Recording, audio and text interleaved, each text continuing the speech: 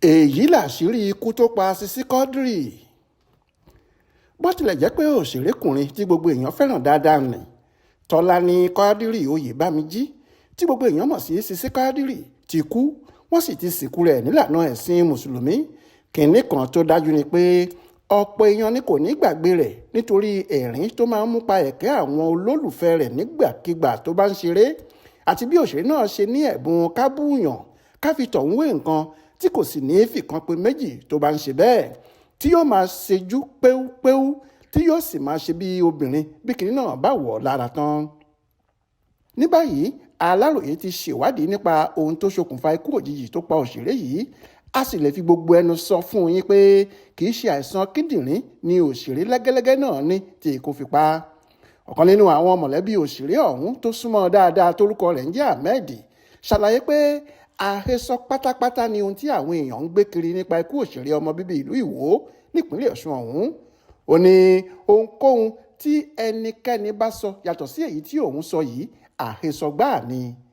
Quadri kò ní àìsàn kíndìnrín kankan. ọmọkùnrin yìí ní nǹkan bíi ọ̀sẹ̀ méjì sẹ́yìn ni òṣèré náà wà lóko eré tí gbogbo àwọn tó wà níbẹ̀ sì rí i pé ojú ọkùnrin náà kò ṣeé wò, ara rẹ̀ kò fi bẹ́ẹ̀ le, ó ń rẹ̀ ẹ́. wọ́n sì kọ́kọ́ tọ́jú rẹ̀ ní òtẹ́ẹ̀lì tó dé sí lóko eré ọ̀hún kó tó di pé ó gba ọsibítù lọ láti tọ́jú ara rẹ̀.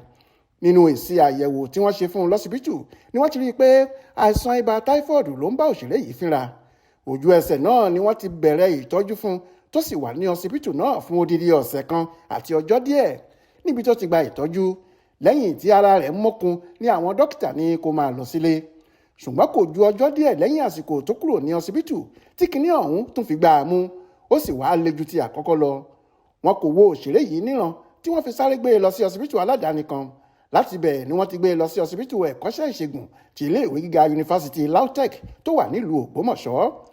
Èsúké ni wọ́n sọ pé ó ń ṣe òṣèré tó kópa nínú fíìmù kan tí Fúnmi Awẹ́lẹ́wà ṣe tí wọ́n ń pè ní Èébúdọlá yìí.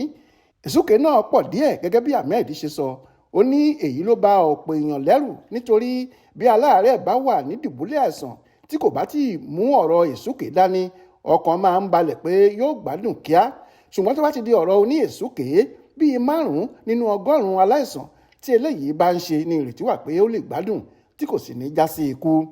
ọkùnrin náà ní gbogbo agbára ni àwọn dókítà ṣe láti rí i pé wọ́n dáwọ́ Èsúké tó ń ṣe òṣèré apanilẹ́rìn ọ̀hún dúró, ṣùgbọ́n kò ṣeé ṣe. lẹ́nu eléyìí ni ọlọ́jọ́ dé bá òṣèré ọmọ bíbí ìlú Ìwó náà tó sì kí ayé pòdìbò ṣe. títí di bá a ṣe ń sọ yìí ló nira gidigidi fún ọ̀pọ̀ èèyàn láti gbàgbọ́ pé òṣèré náà ti jáde láyé. ohun tó mú kọ́rọ̀ náà sì jẹ́ ìyanu àti kàyéfì fún ọ̀pọ̀ èèyàn ni pé ọjọ́ tó kù yìí ni wọ́n bẹ̀rẹ̀ àfihàn eré kan tí Kúnlé Afọláyan kọ tó ti kópa òkú tó ń yọ sí ìyàn. ariwo tí ọ̀pọ̀ sì ń pa ni pé mo ṣẹ̀ṣẹ̀ wo ọkùnrin náà tán nínú eré Kúnlé Afọláyan ni. àwọn míín sì ń sọ pé àbí ipa òkú tó kó nínú eré náà tó sì jáde lọ́jọ́ tó kú fi hàn pé ó ti mọ̀ pé òun máa kú ni.